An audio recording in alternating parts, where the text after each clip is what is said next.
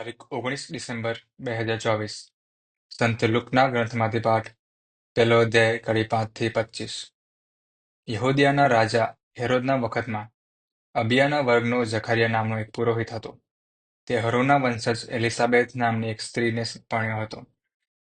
બંને પ્રભુની બધી આજ્ઞાઓનું તથા વિધિઓનું દોષ વગર પાલન કરતા હતા, એટલે ઈશ્વરની નજરમાં તે ધર્મેશ હતા. પણ તેમને કંઈ સંતાન ન હતું, કારણ એલિસાબેથ વંધ્યા હતી, અને એ બંનેની ઉંમર ઘણી થઈ હતી. એકવાર એના વર્ગનો વારો હોય ને જકરિયા ઈશ્વર સેવામાં હાજર હતો. ત્યારે એવું બન્યું કે પુરોહિતનો રિવાજ પ્રમાણે ચિઠ્ઠી નાખતા પ્રભુના મંદિરમાં જઈને ધૂપ દેવાનું કામ એને ભાગે આવ્યું. ધૂપ દેવાની વખતે લોકો આખો સમુદાય બહાર પ્રાર્થના કરતો હતો. એવામાં પ્રભુનો એક દૂત ધૂપની વેદીની જમણી બાજુ આવી ઊભેલા જકરિયાને દેખાયો. એ જોઈને જકરિયો ચમકી ઉઠ્યો અને તેને ભય વ્યાપી ગયો. પણ પેલા દૂતે તેને વંદન કહ્યું અને ગભરાઈશ નહીં જકરિયા, કારણ પ્રભુએ તારી અરજ સાંભળી છે. તારી પત્ની એલિસાબેથને પુત્ર અવતરશે.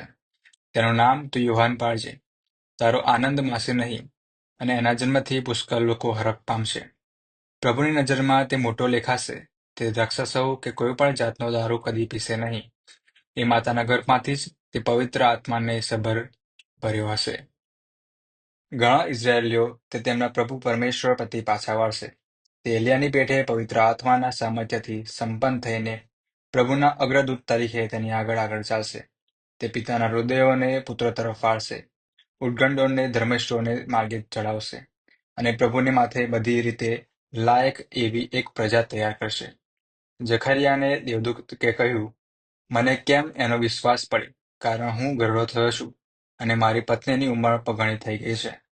દેવદૂતે તેને જવાબ આપ્યો, હું ઈશ્વરની હજુરમાં ખડો કર રહેનાર ગાબ્રિએલ છું.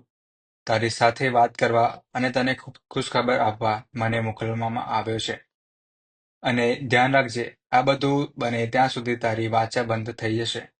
તું બોલી શકશે નહીં, કારણ તે મારા વચનો ઉપર વિશ્વાસ નથી મૂક્યો. જો કે મારા વચનો તો યથાકાળે સાચા પડવાના જ છે. દરમિયાન લોકો જકરિયાની રાહ જોતા હતા.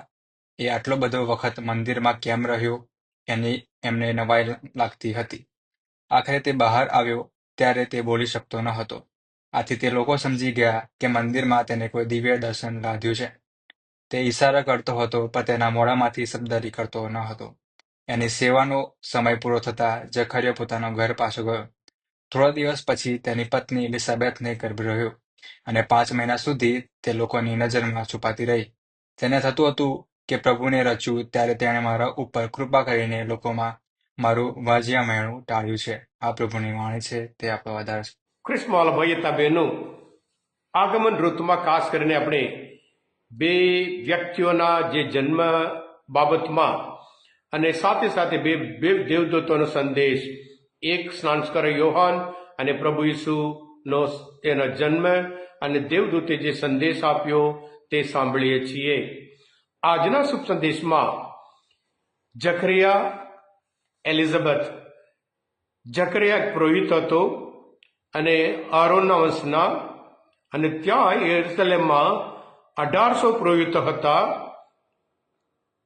24 ટુકડીઓ, અને 24 ટુકડીમાં એક ટુકડીમાં 75 પુરોહિતો. દરરોજ પુરોહિતો જઈને ત્યાં સેવા આપે મંદિરમાં, પણ વર્ષમાં એક જ વખત ત્યાં અંદર જઈને સાક્ષાત ઈશ્વર આગળ તેઓ ધૂપ આપવાનો છે. અને એ સંદેશ આપણે જોઈએ છીએ. ત્યાં જકરિયાને એક દ્રશ્ય મળે છે. યહૂદી રિવાજ પ્રમાણે જ્યારે દેવદૂત દર્શન આપે તે ડાબી બાજુ હોય, અને ઈશ્વર દર્શન આપે તે જમણી બાજુ હોય. કારણ મહાપ્રસ્થાનના ગ્રંથમાં 33મો અધ્યાય 20મી કલમમાં ઈશ્વર પોતે મોશેને કહે છે, મને જોયા પછી તું જીવી નહીં શકે.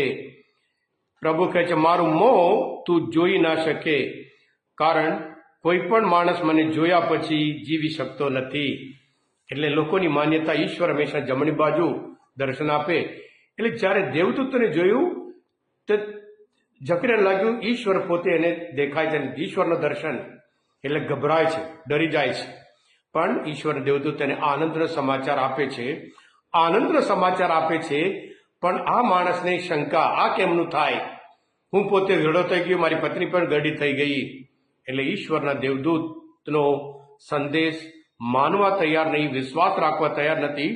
પોતે પુરોહિત હતો પણ માનવા તૈયાર નથી. એટલે ઈશ્વરના દૂત કહે છે, હું કહું તે થાય ત્યાં સુધી તું મૂંગો થઈ જઈશ. એવી રીતે મૂંગો થઈ જાય છે. ખ્રિસ્તમાં ભાઈ હતા બહેનો, સાથે સાથે જ્યારે મરિયમને ઈશ્વરનો સંદેશ આપે છે, મરિયમ પણ પૂછે આ તો કેવી રીતે થશે, અને ત્યારે દેવદૂત તેને સંદેશ આપે છે, આવી રીતે થશે, આવી રીતે થશે. હા ખ્રિસ્તમાં ભાઈ હતા બહેનો, આજના શુભ સંદેશ પ્રમાણે પ્રભુ આપણી એક એક પ્રાર્થના સાંભળે છે. ઘણી વખત આપણે ધારીએ ત્યારે નહીં, પણ ઈશ્વર ધારે ત્યારે, જ્યારે સમય પાક્યો હોય, ઈશ્વરને ઈચ્છા થાય ત્યારે ઈશ્વર આપણી એક એક ઈચ્છા, આપણી એક એક પ્રાર્થના પૂરી પાડે છે.